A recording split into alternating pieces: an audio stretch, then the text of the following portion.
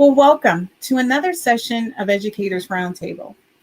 Our conversation tonight is going to be about educational equity.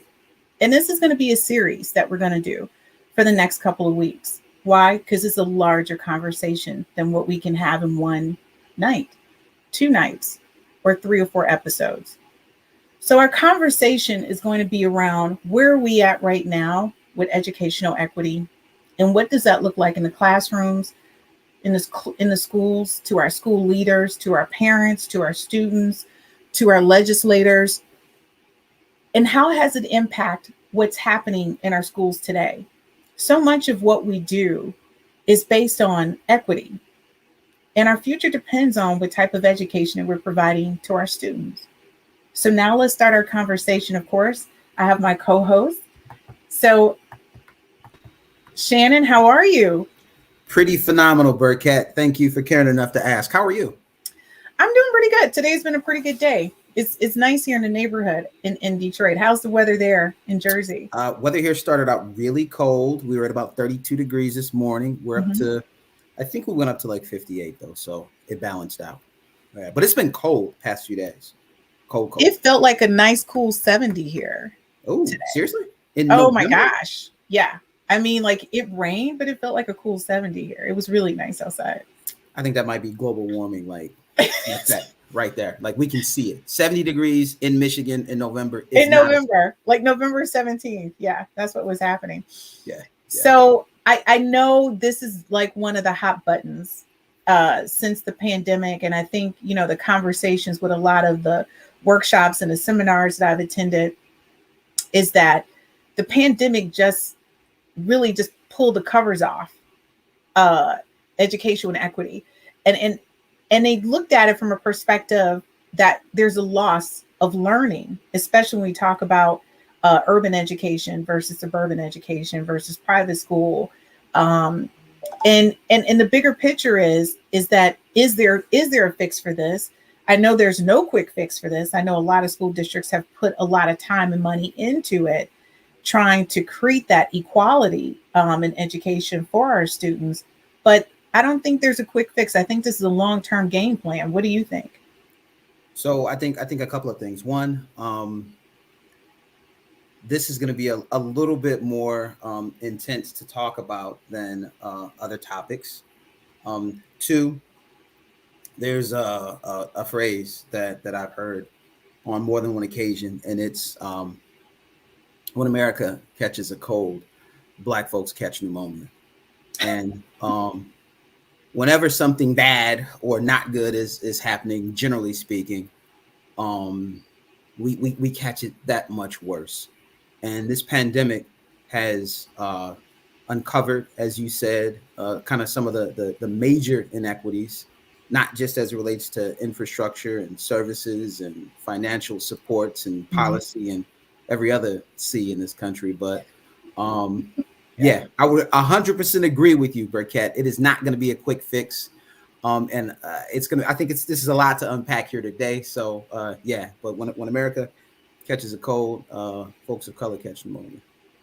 And I agree with you 100%. I think that before the pandemic, working in urban education, as long as we knew that there were some major inequalities there, just to start off with, and a lot of it, I think, is us ourselves doing it to ourselves in a sense. And I say that from a perspective of one of the major conversations I've had over the past couple weeks, actually for the past year and a half, with school leaders is, okay, we're buying them the technology, but they're bringing it back broken, or they're not using it the way they should be using it. The parent doesn't have the money to repair it, but we know the kid needs it. So how do we you want to balance that? And it's like a balancing act for school districts right now versus suburban schools. They don't have to have, quote unquote, slush fund for laptop repairs versus a lot of the CARES money to subsidize the cost for repairs. So what's your thought on that? So I'm going to answer that question, but I'm going to answer a question that you didn't ask Mm-hmm. first, and that is really kind of, let's think around the conditions that cause this, and let's kind of take a step back from and I'm absolutely going to come back to the technology piece, but um, if I come from a home and or a school that doesn't have the resources to put into to really protecting and caring for these devices, Mm-hmm. if this is the only thing of value in my home, I mean, Mm-hmm. there's a whole other way we could take that conversation as well, as it relates to, you know, what happens to objects of value in households where resources are limited. But um, I think ultimately, um, you know what, I was at Rick DeForest High School. I don't know. This is maybe 15 years ago when the PLC, professional development, was like a thing. It was a school of 5,000 students right outside of Chicago, and for 2 hours on like a Monday, the teachers would come together and they would get into their POCs, and students were in the building largely unsupervised. There were MacBooks and iPods and all that stuff just kind of around, and it was ubiquitous, and no one was stealing, nothing was getting broken, and it was all in. And I said to myself, like, this is America, right? There's so much abundance. There's so much stuff in these kids' lives and their household. Like, this isn't even a thing, right? I mean, Mm-hmm. it's like a pencil, right? Mm-hmm. Pencils aren't being broken and destroyed. They're just tools that we use to write what we need to write. Um, Back to your question around the slush fund and the repair and the CARES Act money. There's such a lack of resource, generally speaking, and there are not enough systems in place to build really the capacity of the structures and organizations to just casually treat these as the tools that they are. And Mm-hmm. I think oftentimes we just don't have the capacity built in or the resources built in to support that. And I agree with you. I think from a much larger picture, when you talk about infrastructure, and the only thing I can say is I spent a lot of time with school districts helping them build out the infrastructure to support the technology that was needed, not only for students, but for staff. And that wasn't just internal infrastructure, that was external as well. Because there's a lot of things that go behind this, that comes in behind the scenes that actually supports, you know, the success when you talk about the need that students have. So on one hand, it was, you know, you need to give certain student tablets, you can give certain students cell phones, you can give certain students Chromebooks. Okay, but all in all, do we need to put apps? And does the app need to have all of the different curriculum in the app so that students can access this? How about offering our students free resources in Khan Academy to help them with after school tutoring if they don't have a teacher that's going to take them step by step? Like, what online tutoring services can we provide to students if our teachers are not available to educate our students? And the other thing is, outside of that, is that I put in a lot of time trying to help them educate the parents, because there's a huge need and support there that normally, and I have to be totally honest with you, there's a lot more work that we have to do in our urban school districts when it comes to parent support than we do in our suburban school districts. Um, and that's just innately so. It's just, that's just a matter of fact, right? But the thing is, we still get the same amount of dollars.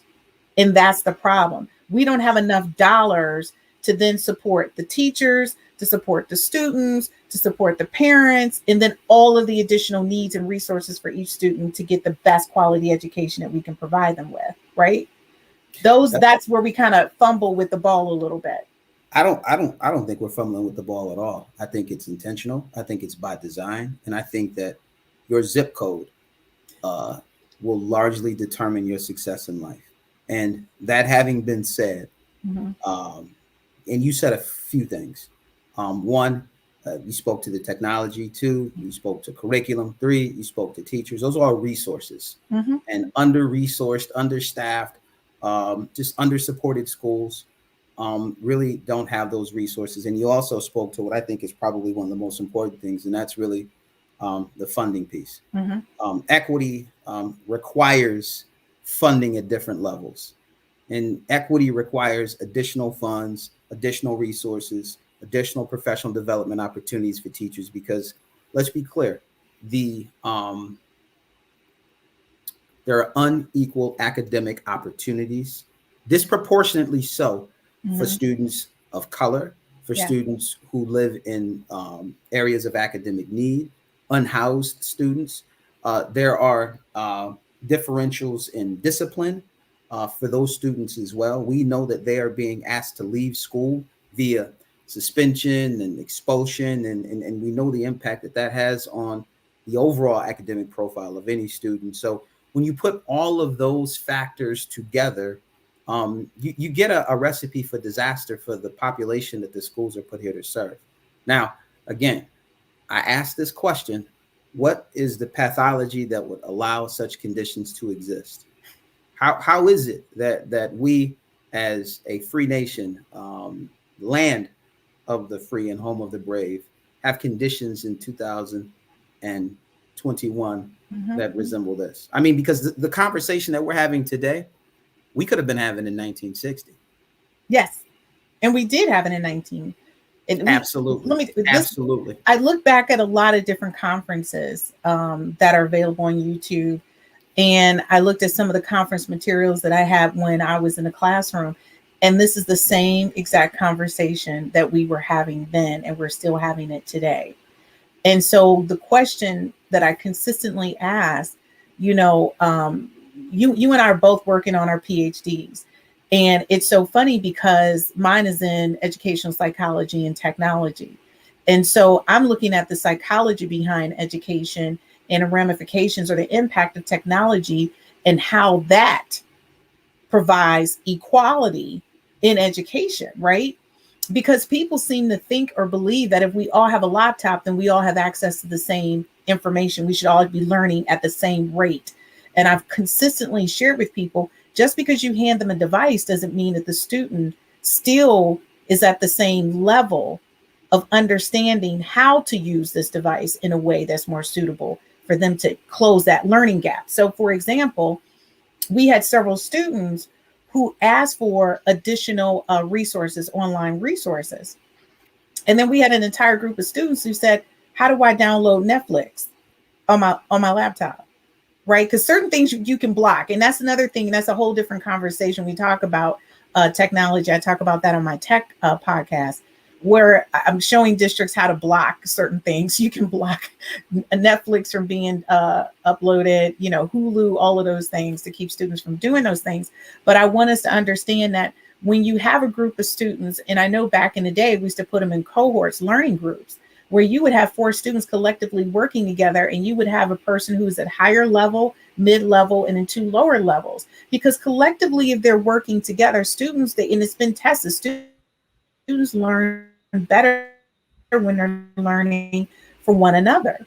So when you look at that perspective, it's like, okay, what are we doing to support that? So even now, when we're doing distance learning, we should be creating those little learning pods where you're pairing students up so that they are pulling each other along the way. And I think that would definitely help with a lot of the inequality when you talk about education, because I'm going to think about it from my perspective.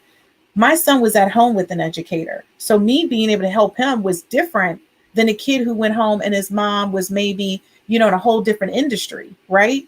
She was looking at him like, "I've had a hard day, now you want me to help you with homework? I don't even know anything about algebra. You know, what can I happen to be a math and science teacher at a high school level." So me helping him was a no-brainer, right? But everyone doesn't have that same type of support. So when we talk about inequality, is not just that, it's that maybe that parent has just enough money to pay the bills, but they don't have enough money to pay a tutor. So then that adds to the inequality versus another parent in another financial bracket, they have the resources, right? So those are the things, you know, we need to look at, you know, from a different perspective. But before we go too much further in, what I want us to do is to take a look at, and give me 1 second. I'm famous for multitasking, right, Shannon? Oh, very much so. Very much so. Very famous for that multitasking. Okay, so what we want to do is we want to share with you guys the information that we pulled together when it comes to education and equity and the learning that's lost. One of the things we want to take a look at is having a better understanding of what it is that we're talking about. So is education equal in America? So right now, all kids living in the United States have the right to a free public education. And the Constitution requires that all kids be given equal educational opportunity, no matter what their race, ethnic group, religion, sex, or whether they are rich or poor. That's what we say education is in America. But Shannon, do you think we're upholding to that? So first off, you just quoted the Constitution, which was a document that was written when we weren't even considered people. We were Mm-hmm. counted as 3/5 of a human being for the purposes of bolstering the population of the southern states. However, we weren't even people when this document was written. And largely, we are not viewed as human beings today, as evidenced by the treatment of Black men, Black women, in every single instance of police brutality that you could envision. And I think that, and I go back to the pathology of the minds of the people that don't realize that, yep, we are human beings. We are part of this country. And you know what? If we benefit, you benefit too. But Mm-hmm. that's a whole different conversation. But yeah, nope, that's what the Constitution says. And that's how it should roll out. But unfortunately, that is not the case in most instances. And I agree with you 100%, because when you look at when it says opportunity, no matter what their race or ethnic background, religion, sex, or whether they are rich or poor, they're saying it should all be the same. So I always ask myself this question. If it takes another person more time to read what I just read, what is that? What do I need to do to support that? Right? So the one thing that I always feel like is missing in this is that differentiated instruction or additional time, no matter how they learn, the time that it takes for them to learn. I feel like that's missing in this. And you know what? And really, and you're so right in that. And this doesn't speak to mindset either, or bringing an asset based mindset to the conversation. However, um, yeah, I'm just starting to get a little emotional, Burkett. I really am, because Mhm. and I think about school funding, Mhm. and in New York, I think about how schools, on paper, as it relates to funding is concerned. You know, we got this weighted system Mhm. where if you are a student of color, unhoused, special ed, you get twice as much money. A school gets twice as much money to Yes. educate that student on paper, right? Mhm. Um, I think about what Proposal A was supposed to do in Michigan in reducing the funding gaps Yes. in 1994 when that was voted in. And, I think that these are all on the surface well-intentioned direction, but unfortunately, none of it pans out. And if you talk to folks on the ground doing the work, they'll say this is an unfunded uh, mandate. We're not getting the Mhm. support for this. And again, it's about the who that we're talking about. We're talking about children of color. We're talking about families that have financial need, and they have consistently not been a priority in this country. And I agree with you. And it's so unfortunate. This is what our politicians consistently use as the statement to, do they not all have technology? Did we not put funding out there so they can all have devices? What do you mean we're not supporting, And, and, education be, equality? and no one's having the conversation about internet connectivity, about the No. infrastructure that's needed in order to really use these devices to their fullest. Mm-hmm. Um, and what internet connectivity should be a utility, Mm-hmm. and it should be in everyone's home, just Yeah. like light and water and gas. Mm-hmm. I agree. And that's one of the things that, so when you look at each one of these kids walking through the door, one thing they have in common is that they're coming there to learn. Now, the way they learn is one thing that they may not have in common. So you can't, they're using this one thing from the Constitution to standardize how we teach, but not understanding that it doesn't apply to every student because they did not accommodate the type of student in the way they learn. So when we talk about educational educational equity, also referred to as equity in education or equality versus equity. So when you look at their definition, equality in education is achieved when students are all treated the same and have access to similar resources. So what do you think about that? When they say all students are treated the same and have access to similar resources. I got to be honest with you. Mm-hmm. It Words like equity and equality have largely become buzzwords, and Mm-hmm. they are largely applied to those that don't live equal or lives that would really show that. So Mm-hmm. um, again, I hear equality, and I think about who this equality is meant to protect and serve, and I think about the quality of the teachers that those students have. I think about the Right. resources that those schools have access to. I think about the professional learning. I think about the community that those schools are in. I think Mm-hmm. about the economic or lack thereof empowerment that the communities uh, may need. And so I think about all of those things. And when you go to equity, and I'm sorry, I'm moving too fast. Go ahead. No, no, I was going to say equity, and I mean, you can read it. Equity is achieved when all students receive the resources they need so they graduate prepared for success after high school. Yeah. Yeah. I'm going to say right now, I have a huge, huge issue with that working in high school.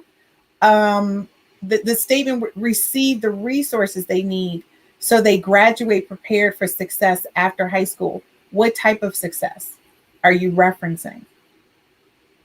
So that concerns me within itself. This entire, and I just want to say it's a pun to have that teacher clapping her hands, and because of the color that she is, because to them, this we've done this. This is a good job. Like, why aren't you accepting this? We've done a good job. What is the pushback, right? In some communities, having students of color, Mm-hmm. black, brown, Yeah. sitting alongside students, uh, white students, Mm-hmm. that's it. We've achieved, right? Yes. We've made it. But Yep. when you start to look at who's achieving and who's not, then you really get a chance to see where the real work is. They say, when you look at students from kindergarten to third grade, if a student is not reading at a certain level by third grade, they're automatically starting out behind, right? And they always say, well, what's the problem? That's not our issue. We all have access to the same books. You're correct. The difference is that they probably have two parents working really hard because they're making what one of you make in your household. There are some households where both parents together make $60,000 a year. So you don't understand when, and that they're not doing, behind, they're not sitting behind a desk, they're doing manual labor. So by the time they get home, they're exhausted, right?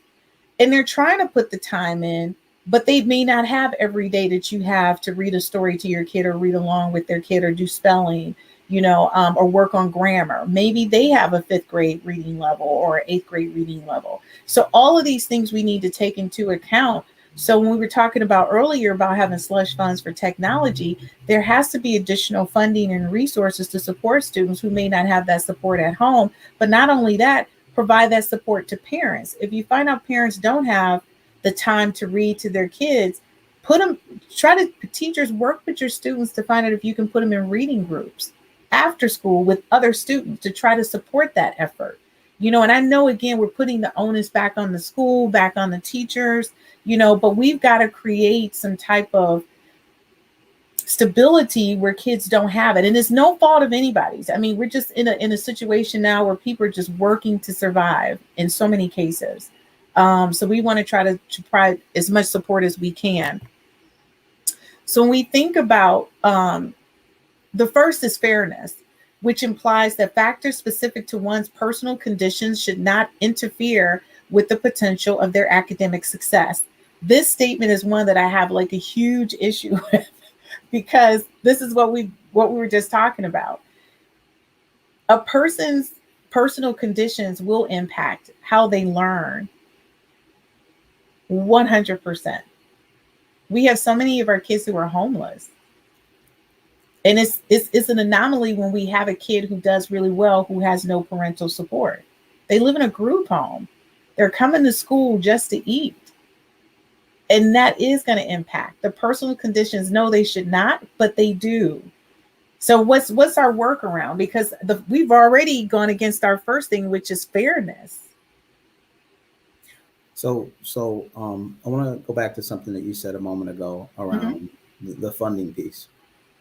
I just go back to, and I keep going back to just policy and structures and systems that really intentionally create the necessary supports and foundations to build the capacity to do this work of the people that are doing this work.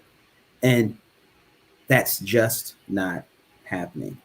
And I think that there are occasional bumps in funding from just, categorical dollars from the federal government.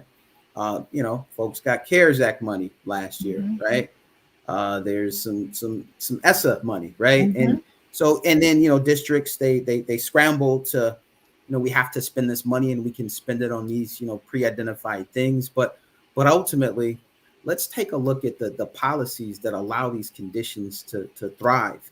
Let's take a look at the structures within the cities and states and districts that allow these conditions to be the daily reality. And let's really ask ourselves, beyond schools, what kind of structures do we need for communities, Mm-hmm. for economic empowerment, for families, for like, let's look at it so much more holistically than the school piece. Now, I know I'm getting ahead of myself, and Oh, no, I agree with you because definitely, we need to take a holistic approach. This is specifically to this personal condition. absolutely, Yeah, absolutely, it yeah, speaks to that. yeah. So no, I'm in 100% supporting everything that you're saying. I mean, I agree with you. Um, we do need to take a different approach when we look at urban education and how we support it, and that we do need additional dollars. And to your point, it is based on zip code funding. You get more funding based on your zip code. You get less funding based on your zip code per pupil allocation. I mean, and that's just is it fair? No. And they always say, well, it's due to our taxes. I think how can I say? I think that's just a bunch of buffoonery sometimes. So, our second important factor is inclusion, which refers to a comprehensive standard that applies to everyone in a certain education system. So, translate that, Shannon, because I know what it translates for me. But when it says refers to a comprehensive standard that applies to everyone in a certain education system.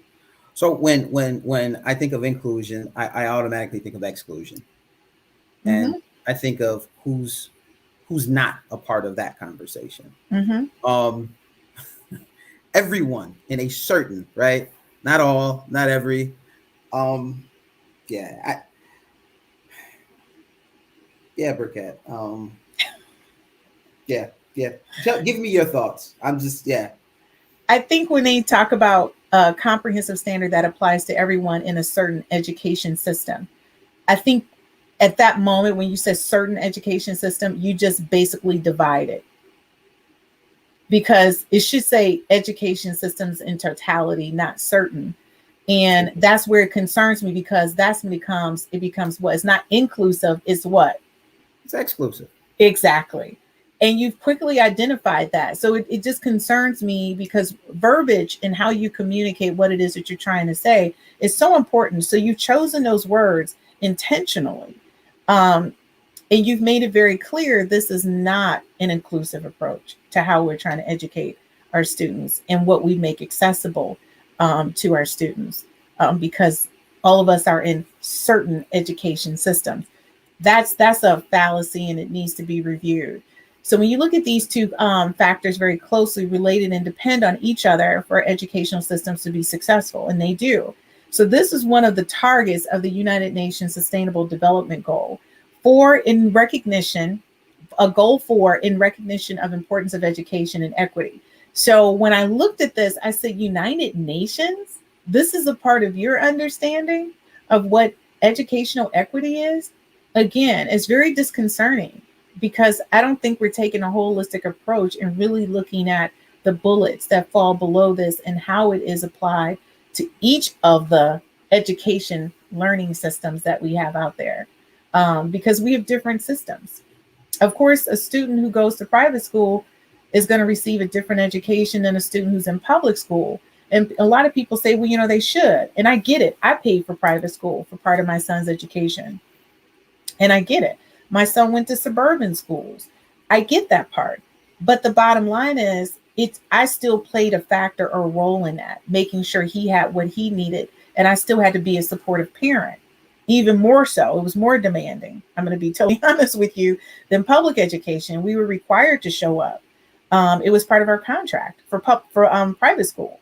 You had to show up for so many events and support the events, or your kid got write-ups, or they weren't allowed to participate in certain things. So I don't know how that works and how you can influence or carry over some of those things into public school, but definitely I think more parent support is needed in that.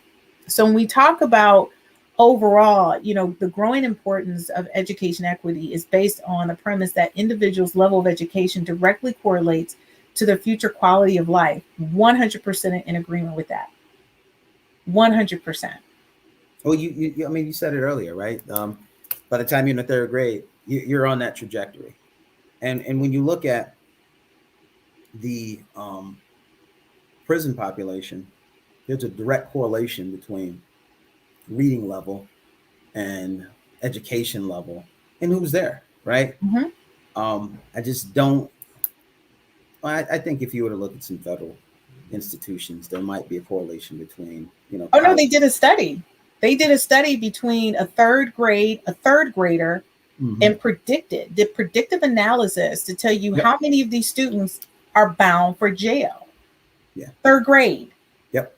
And that was based on a student's reading level and academic core. It was related to academic. There's a relationship. And I kept saying, are you kidding me? So third grade, you can predict that this student is going to be in jail? Well, when you get to or I'm sorry, in jail or at below poverty. I'm sorry, in jail or below poverty as far as economics. If you can't read, the opportunities to take care of yourself and your family and participate meaningfully in society are quite limited. Mm-hmm. Quite limited. Almost non-existent, right? So, but I guess the question still stands.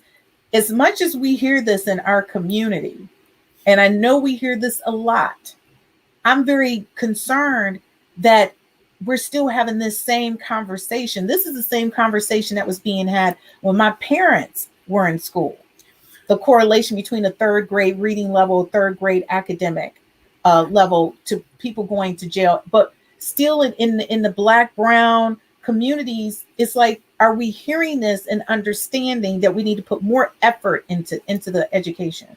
I think that the notion of education as liberation is really an idea that cuts across all lanes, right? So first off, to this point, your level of education is directly correlated to your future quality of life. 100% agree with that. But when you talk about people being liberated socially, mm-hmm. economically, and really having the freedoms to live life in the way that we all deserve to, education plays a key role in that. And mm-hmm. I'm talking about some of the mental change that folks are locked in. And you know what? I'm not just talking about those Black and brown students in urban settings. I'm talking about some of those policymakers being educated and really understanding how devastating some of the laws and the ways of viewing students in urban settings mm-hmm. can be. I agree with you. And I think when I look at the way I was raised, my mom did not go to college. She was a straight A student in high school. In her first marriage, my mother got married straight out of high school, right? Straight A student, she should have gone to college.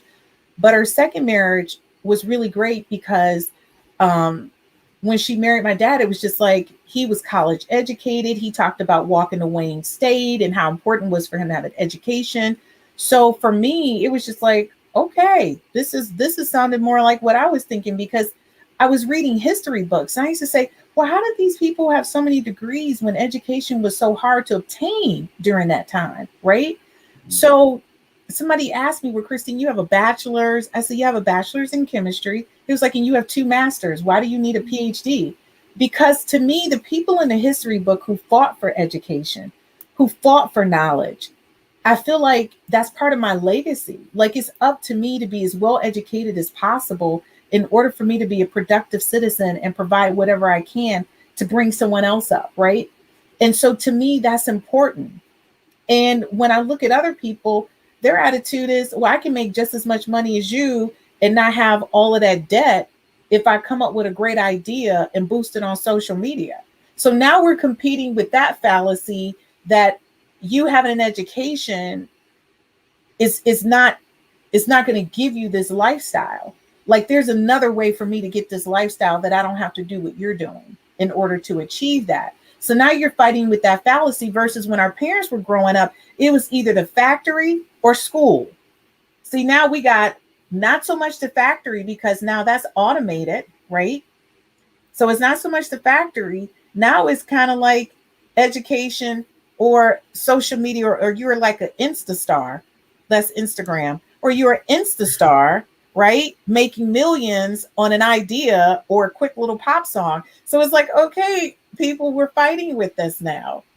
And that's a concern. I've heard students say that to me before. I can go ahead and get my license and be a cosmetologist. I said, okay, but while you're being a cosmetologist, what about owning your own salon? So then you need business acronym, right? You can't just go out and open up a business. Don't you think you need to have like a background in business?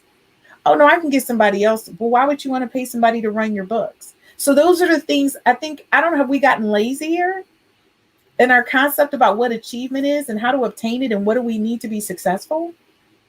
So I want to take 2 steps back, and I want to say that there is a pretty strong correlation between a mother's level of educational attainment and that of her children, right?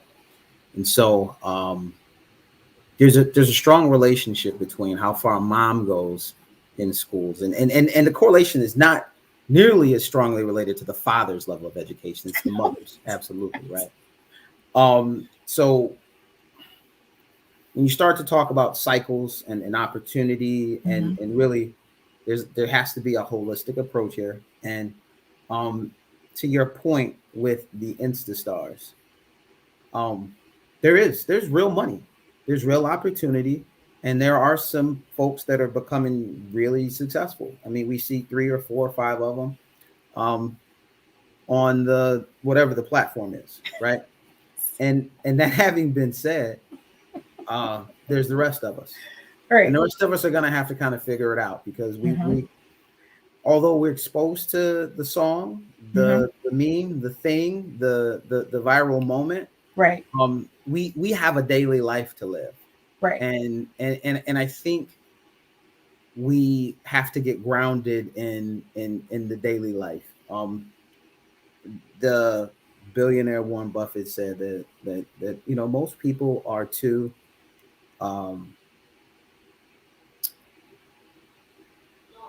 and he didn't say lazy, right? He didn't. He said most folks. Oh, too impatient. Yes, too patient and too impulsive to get rich. To get rich, and they are. They don't understand that the time that it takes. And I'm going to agree with you 100% on something you said as it relates to Insta. And people don't understand. I quantify Insta with the same thing as making it to the NBA or the NFL or NHL. Obviously, I watch a lot of sports. Venus and Serena were like 1 out of a billion people, and they're out of a billion black and girls. More power to them. Exactly. Right? Like, and I love amazing. That they did it. Like, that's awesome. But guess what? It was a lot of time that got them to that point. They just didn't wake up one day and say, oh, I want to be the best tennis player in the world. No. That's not what happened. If you watch the story, by the way, which is on Amazon Prime, and Will Smith plays the father. Really good story. I like it. On Amazon Prime? Yes. It's on Amazon Prime. Okay. It's really good because it tells the work. And that's one of the things I think when we think about our kids, and I think about all my babies in urban education, They look at everything on Insta and think, oh, this is an Insta thing and I can get through this and get it real quick. Education is much bigger than that. And I want our kids to understand that. Let me share this, and I think you make a good point. When I was a high school principal, and I would get into these conversations with my kids, and one of my first questions was, "Hey, where are you in 5 years? What are you doing? What do you want to be doing?" And the boys were like, I'm going to the league, right? Like I'm going to be that guy. And Shannon is not the dream killer, so I'm not the one to say no, you're not. Exactly. But I started asking questions, and this will be my line of questioning, and it goes in exactly in line with what you're saying. Where were you at 5:30 a.m. this morning? Exactly. I was in bed. Oh, so you weren't at the gym? You weren't practicing your jump shot? You weren't working out? You weren't doing laps? You weren't doing all the things that need to be done in order to go to where you say you want to be, and you say you want to go to the league? Okay, exactly. I hear you. Just know that there's another kid in Indiana and in at Iowa 5:30 that's doing that work. And I think and again, and this is not to take anything away from the Insta kids. If you're willing to put the time and energy and effort in a real way into whatever your dream is, it's all good. But you got to put the time in. It's not coming to get you. You got to go get it. You got to go get it. And I'm going to tell you, because my other business and promoting my product, to be on all the social media platforms, promoting the product, promote, it takes so much time. And I actually have to allot 3 hours a day just for social media. So I'm trying to figure if I'm allotting 3 hours of my day to social media to promote my other business and also to promote this business and this platform, that's a lot of time. I mean, so I don't know. I mean, like I said, I think like you said, if it's important to you, then you do it, and I'm okay with that. But okay, so our next slide says, therefore, an academic system that practices educational equity is a strong foundation of a society that is fair and thriving. However, inequity in education is challenging to avoid and can be broken down into inequity due to socioeconomic standing, race, gender, or disability. I agree 100% with that statement, like 100%. And we talk about educational equity is also based on historical context of location, people, and structure. History shapes the outcome of individuals within the education system. Wait, let's really stay here for a minute, because as we think about the history of individuals within this nation and the history of our people and the economic value of our 400 years of free labor, right? When you start to think about like that, it and we're still to this day, and I think that that's a different conversation, but this country was literally, every billionaire in this country owes that money to those that built the infrastructure that we use every day, and that's Black, brown, and the yellow folks. I agree with you 100%. This kind of stuck to me, and I said, wow, when you talk about history shapes the outcome of individuals within the education system. But you know what? I'm taking a step further, and I'm talking about my red brothers and sisters whom this land was stolen from, like stolen to begin with. We are currently residing on land that was really, yeah, that's a different conversation as well. But. Oh, it is a different conversation. Trust me. I used to have it all the time with my grandmother because she was Indian. Constant conversation. I said, how did an Indian woman marry a white man? Well, biracial man. That was just a whole big thing within itself. And they made it through. But anyways, equity in the classroom means making sure every student has the resources and support they need to be successful. In a equitable classroom, individual factors don't hold back students from reaching their full learning potential. Factors like race or individual experiences. This is where I have a concern, because this is supposed to be the understanding of equity in the classroom. It says individual factors don't hold back students from reaching their full learning potential. Factors like race or individual experiences. How can individual experiences not hold back a student? How is that not possible? So the language is a little bit troubling for me. But I want to go back to your grandmother, and just we'll come back to that. You know, it'll be like the Christine hour, because you All just gave right. us so much The in that Christine single hour. sentence. Like, Mm-hmm. you know, how does a Native American woman and a biracial brother come together? And now we got you, and so we're gonna come back to that. But these okay, so race and individual experiences, Mm-hmm. and let's be clear, those are not impediments, right? Things happen. We're born black, but black doesn't mean handicap, right? It just means that you're Right. viewed as such and you're treated as such by the Mm-hmm. system that we're in. Those individual experiences, you know, while these may require different supports, these are not handicaps. Mm-hmm. And I think that you know, they have to be taken into consideration and supported and accounted for. And I think that individual experiences and race should be reflected in the teachers, in the curriculum, and in the learning experiences that those students have on a daily basis. I agree. 100%. I agree. And I like the way you frame that. Well, I mean, it's really culturally like responsive education, right? Mm-hmm. I mean, if yeah, yeah, if the education is reflected, if the experiences are reflective of who they're there to serve, kids are going to do it, right? Mm-hmm. And so we want to talk about the causes of educational inequality. Unequal educational outcomes are attributed to several variables, including family or origin or gender and social class. Achievement earnings, health status, and political participation also contribute to educational inequality within the United States and other countries. I think the cause of educational inequality, this really kind of encompassed everything that we just talked about. Um, and let's be clear, I Do completely. you think this should say the have and the have nots? Should it just say that?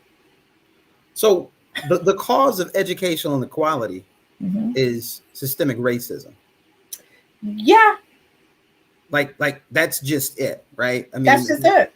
that's not, you know, and we can talk about the outcomes, but it's um us viewed as other, right? Other than Yes. human beings, us being desensitized to being pulled over by the police Mm-hmm. and uh, just victimized Mm-hmm. at every turn, and almost being desensitized to it, We and are. seeing it day after day after day.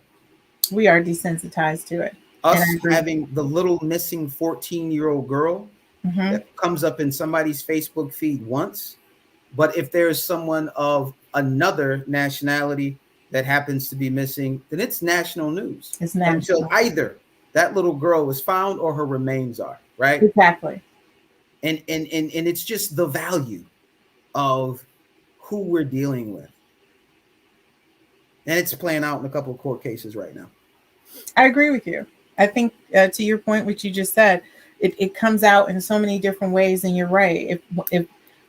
If someone of color is missing, it's on Facebook. You don't see it on the news yet. And I think one of the things that I looked at, I think a young lady was missing. I kept waiting for it to come up on the news and for them to consistently play it over and over again until she was located. And I said, why is this just out on Facebook? Why am I not seeing this on the news? And that's very concerning. It's like, what value why is my life or a person of color's life valued less important? Do we not get the ratings? Do you feel that we're not going to get you the ratings we need for your show in order for us to deliver the news Oh, feed? it's not even that deep. We're just not as valuable. It's not We're even not as worth valuable. talking about.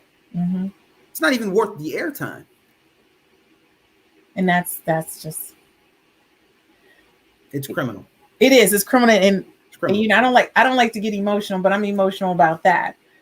So when we talk about the main cause and how to change, rising inequality is not a natural or inevitable condition, right? This means we can do something to change it. It happens within among countries. It is a product of policies, laws, institutions, social cultural norms, practices, governance, and deficits, and the unequal distribution of wealth and power. You agree or disagree? I agree with this wholeheartedly. So I think that we can do something to change it. I think we can do something to change it here. And I think Right. that if we change our laws, I think that Mm-hmm. if we change the way we look at one another, I think if the way that people change the way they look at us, I think if we change the way we interact, I think that if we change the distribution of power, the distribution of wealth, and we talked about that earlier when we talked about just kids not having access to a technology support system that is adequate. Yeah. I wholeheartedly agree with this, but I will also say that what folks have to realize is that one group kind of coming into power doesn't necessarily mean another group leaving power. And I know that there's a sense of, I don't want to, we're going to make it great again, and Mm-hmm. y'all had it for 8 years, but honestly, a rising tide lifts all boats, and I um, agree. I when love you that. help those who need the most among you, Mm-hmm. you all win. Right. All of the systems that are in place to house prisoners, Mm-hmm. all the money that goes into that, if you spent a tenth of that on education, we'd have an economy that's booming. And that's for everyone. That's for stockholders, shareholders, Wall Street, Mm-hmm. everyone. I But agree with you. we're thinking about it a little bit differently. No, but I think too, like, why is it that we think that if one of us or a particular group or comes up, that means another one goes down? Like, I don't understand why people feel that that's going to happen. If we I if can't. we are all on the same playing field, that means we're all going to be successful. We're all working at the same level. It seems like that would be the environment or cultural concept that's behind all of these things that we're talking about. Okay, so it goes back to this. Have you ever been on the highway and you put your blinker on, Hmm. and the person who was on the right hand side speeds up? Yes. That was because they had the perception that you were going to take their spot, right? Yes. You're not going to get in front of me and get to Hmm. the light first or wherever it is, right? Hmm. Ultimately, I mean, that's human nature. We feel like we're Hmm. giving something up and someone gets something. But I think expanding your mind and realizing, the pathology that goes into treating human beings like they're not human, because Right. when you think, and for those of you who say it's just them or they're less than, there's got to be something wrong with you Right. in order to dehumanize an entire segment of the human race like that. That's one thing. But B, you don't lose, you win. You absolutely win when the neighborhoods in your community are empowered, when the schools are of high quality, when there's a highly educated citizenry. We all win. We all win. We do. We all win because we become more productive. And We I do. hate to say this, but there's so many other cultures who believe in that concept about education that it just blows my mind that we don't feel that way um, about education. And you see Yeah. that in other cultures because I say to myself, we are the largest consumer of import, Yeah. America. Yep. And I tell people all the time, I said, the phones that we have and everything that we do, are you kidding me? They come from other countries, and we won't mention that country, but that country owns us. They own us. So when you think about education and how you look at making sure everyone has great education, you need to look at other cultures. So when we talk about the budget for education in America, the public education spending in the United States falls short of global benchmarks and lags behind economic growth. So K-12 schools spend 640 billion or $12,624 per pupil annually. Federal, state, and local governments budget 734.2 billion or 14,484 per pupil to fund K-12 public education. Now, this comes from educationdata.org as of August 2nd, 2021. Okay, this is recent data. And my question is this: do you really feel that those dollars are suffice? And I already know the answer to this in helping us close that gap. So the short answer is no. Mm-hmm. But the much longer answer to a question that you didn't ask is you've got like budgeted, 640. There you go. Mm-hmm. And I'm sorry, budgeted 734. 734. Actual 640. There you Remember I was go. talking about that fair student funding earlier? Mm-hmm. We can say, hey, we're going to educate Johnny at a rate of, or little Jose, or Right. and the money just isn't allocated, and it doesn't come through to the students that need it most. Mm-hmm. And a rethinking of our system of student funding, and our per pupil allocation has to absolutely be done. And I'm not mad at Michigan in Proposal A, and I think that they were making strides until the economy tanked. Yes. After I want to say 2008, and so they ran into some real big shortfalls in per pupil spending. But you always had those districts that were allowed to raise local taxes to add to that allocation. But as long as they were raising the floor, I wasn't mad. But that stopped, and it stopped, I don't know, almost 15 years ago. So we got to figure out something. We got to figure out something. We have to figure out how to fix this. When we talk about the overall concept of how to promote equity in the classroom, we want to reflect on your own beliefs. We want to reduce race and gender barriers to learning. We want to establish an inclusion environment early. We want to be dynamic with classroom space and accommodate learning styles and disabilities. We also want to be mindful of how we view technology and how we use it in the classrooms, right? Is it to enhance, or is it thinking you can replace? That's my add-on to that. And then 7 is be aware of religious holidays.